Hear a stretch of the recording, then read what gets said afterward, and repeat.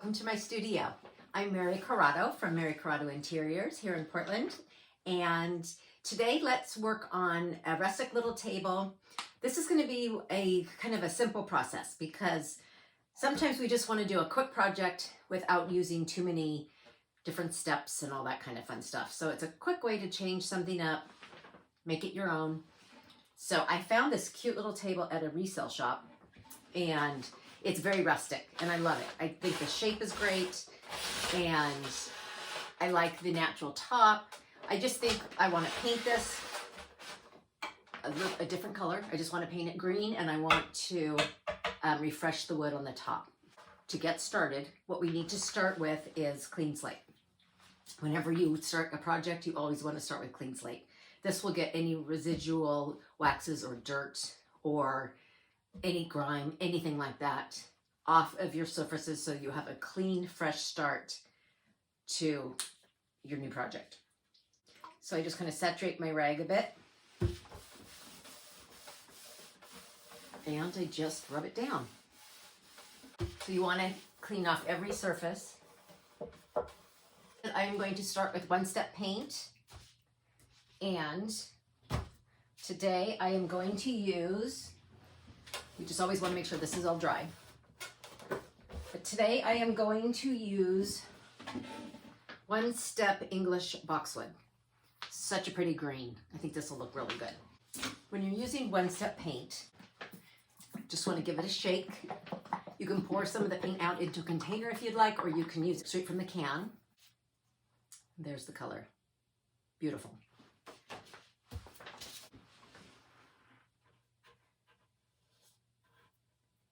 So I'm just going to follow the grain. And you can mist it a little tiny bit if you would like. It does help take away some of the brush strokes. And we are going to do this in 2 coats.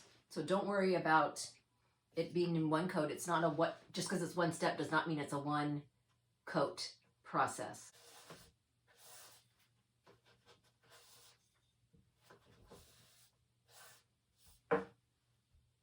So as you can see, I changed the camera angle, so hopefully this will give you a better view of my process. Basically, it's just painting as long of strokes as you can and follow the grain. And while I'm doing this, also now is a great time for you guys to come on and say hi. And please share this video with 3 friends. Tell us where you're from. If you share the video, then your name will go into a drawing and you will possibly win the can of Amy Howard's One Step paint. Whenever you are using One Step paint, you will do best if you turn your piece of furniture on its side. You will have the best success if your piece is flat while you are painting it.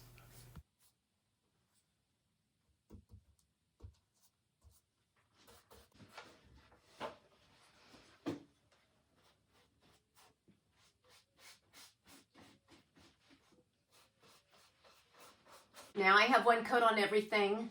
I had to pull my hair back because my hair was getting in it. I'm going to do 1 more coat and then I'll come back. You don't have to watch me paint the 2nd coat, but I will be back and we will move on from there. I decided before I add my 2nd coat, let's do our furniture tonic.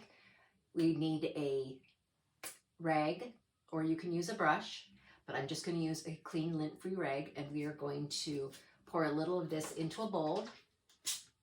And this is Furniture Tonic, something that will refresh your wood and really bring it back to life. It's kind of a thick, syrupy kind of liquid, and it just naturally kind of seeps into the wood and enhances it. It's fabulous. Just going to dip in and let's just wipe, following the grain, wipe it across your piece.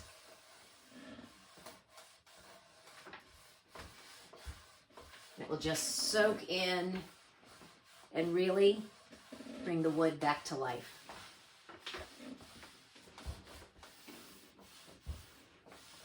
So just rub it down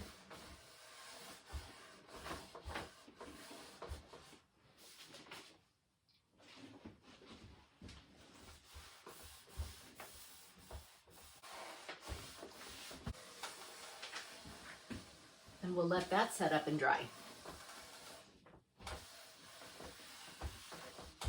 I can already see the difference. It looks beautiful. Really, really pretty. Okay, I'm gonna go on and do my second coat and I'll be back. I've gotten 2 coats on. Now I want to show you how I am going in with a rag and some water. I'm going to wet the rag and I'm going to take some paint off the edges. Just rubbing it back, exposing the edges.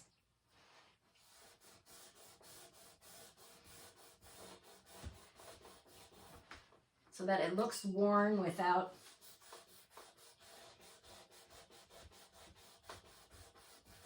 going back in with sandpaper.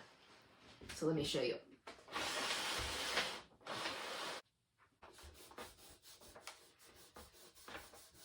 So the table is dry. The 2 coats of One Step paint are ready to accept the wax. This will be the finishing touches. And I know I said I'm going to keep this with as few steps as possible. I want to let you know that honestly, One Step paint has a nice flat finish to it, and it is protected the way it is. You do not even have to wax if you don't want to. I like to add wax. It gives it a little bit of a sheen, and then I love to use the dark wax so that it actually antiques it a little bit more. But if you feel that you're done at this point, you can be done at this point. So, but I'm going to show you how to use Mind Your Own beeswax. And this is the kind of liquid form of beeswax. It has carnauba wax, which they use on bowling alleys, actually. And it really, really will withstand all kinds of wear and tear. So I'm going to show you how to just apply this with a cloth. And then I will come back and I do want to antique this with some dark wax. Okay, so you would just take a nice, probably give it a shake because it does kind of separate. And use a nice clean lint-free rag. Got my little selection. Apply it to your rag. It's a little splurty, but there you go. Okay? I'm going to turn this here so I can see and you can see. And just rub.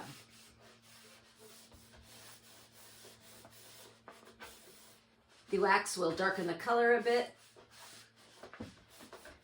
Make sure you rub it well. You don't want too much, too thick. So I'll come back and get some more of this off.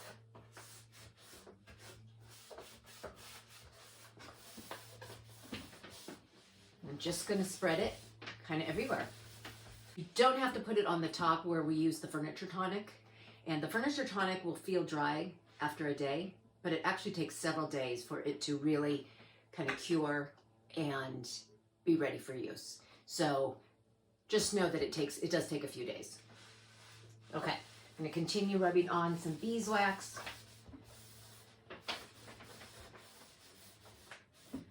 And maybe I'll put it at the bottom so you can see.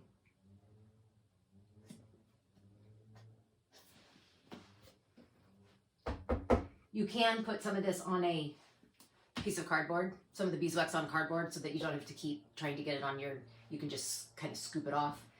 But I'm going to just apply it down here. All it takes is kind of circular rubs. Simple, simple process, okay? Now I'm going to do it on the whole thing, and I will come back and we will add our dark wax, and then we will be finished. Okay, when we add our dark wax to our piece, what we want to do is, here's the dark wax. So we want to load our brush,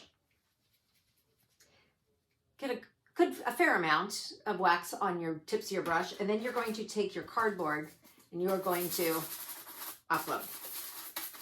This is to make it distribute evenly throughout your bristles and doesn't leave clumps. So for this piece, I am adding quite a bit of dark wax. I want it definitely on the edges. I want it to age to look like the edges have been dirtied. I want them to look older. This is a kind of a rustic piece that I want to darken the green color and add that pretty patina with the dark wax. So I have gone ahead and done most of it already, but I do want to show you just kind of how to do it. Rub it everywhere. Do it mostly on the corners. Don't be too, you can always come back and add more. Don't be too generous with it at first. Kind of slowly add it and then carefully add it, just lightly add it to the surface. And you can't see this, but I'll do it this way. I'm adding a lot of extra kind of right at the feet where naturally this would have gotten dirty from wear, and just kind of on the edges and corners everywhere. So use your eye, look at it carefully, go through it. You can always do it and then go back, but just kind of assess the piece and kind of think about where it naturally would have been rubbed up against. If this is kind of chipped away, maybe this area is a little bit dirtier. Corners always are a little bit more worn and dirty. So just, like I said, assess the piece and do the whole thing. And I'm going to finish that now, and then we are complete.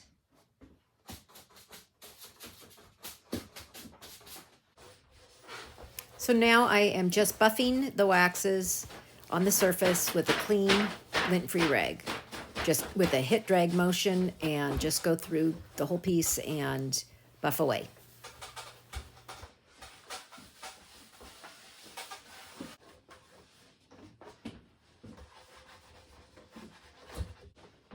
Here we have our finished table. There's the top, and here are the legs. So thank you for joining me. I hope you enjoyed this tutorial. Do a little side table, practice on something fun, and don't forget to share and tell us where you're from, and we will be seeing you next time. Thank you so much for joining me. Bye-bye.